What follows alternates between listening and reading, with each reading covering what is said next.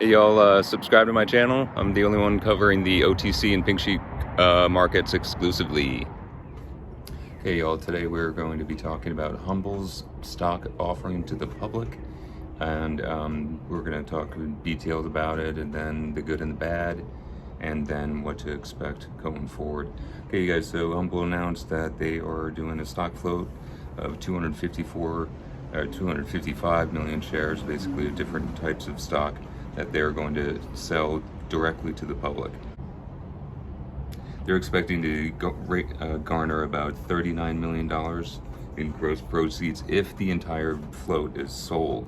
Now, this is kind of like what HCMC did recently, and had a lot of success with. Now they wanted 100 million, but they ended up getting 28 million, and after fees, it was about 24 and some change.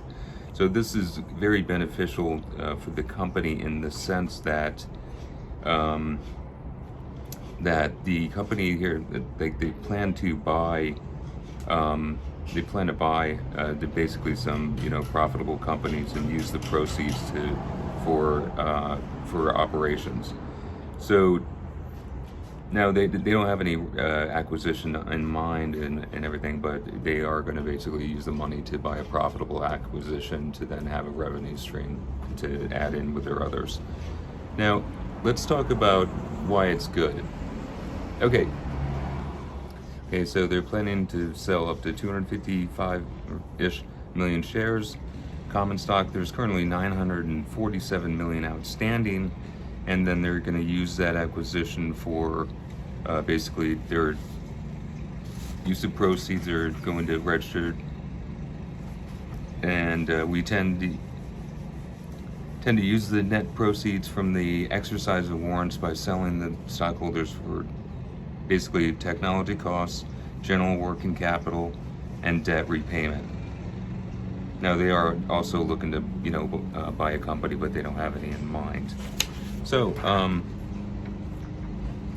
right now they currently have 1.5 million in hand, and their total operating expenses have been 31 million for the 9 months ending September 30th. So, let's talk about it.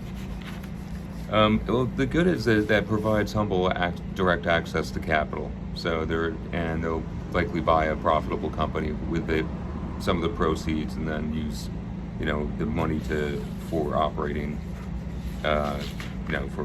costs. Now, what the bad thing is, and what's different than what HCMC did with the same sort of thing, is that it dilutes the stock at a time when they immediately before, just a few months ago, they did a 4-to-1 reverse stock split. So to be honest, you guys, that's a stab in the back that owned anybody, including myself, that owned it back then. And we watched the current company walk the stock down from, $1.50 or so upon acquisition, right on down to, what it is now, which was 51 cents or 50 cents or so, 48 at the beginning of the day. Let's see what Wall Street thinks about this deal. Whoa, stock is down 10%. So, Wall Street knows a good deal. And if you guys don't see that this is dilution, then you're delusional. So let's see what Twitter's reactions here. There's a good one. Humble paid pumpers yesterday. Staggering full diluted share count. Immaterial because these holders will not convert/register shares with SEC to increase the float. Today, the S1 explicitly states substantial dilution results from registration. So, there you have it.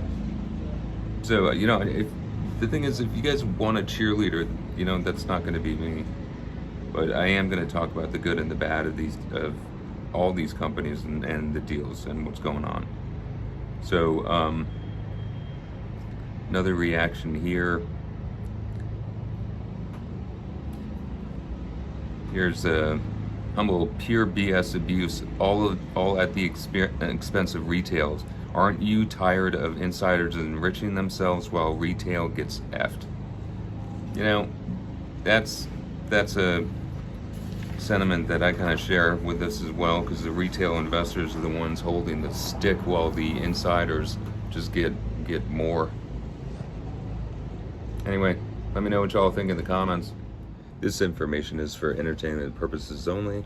I am not a financial advisor, and none of the content here should be construed as financial advice or an offer or solicitation for securities.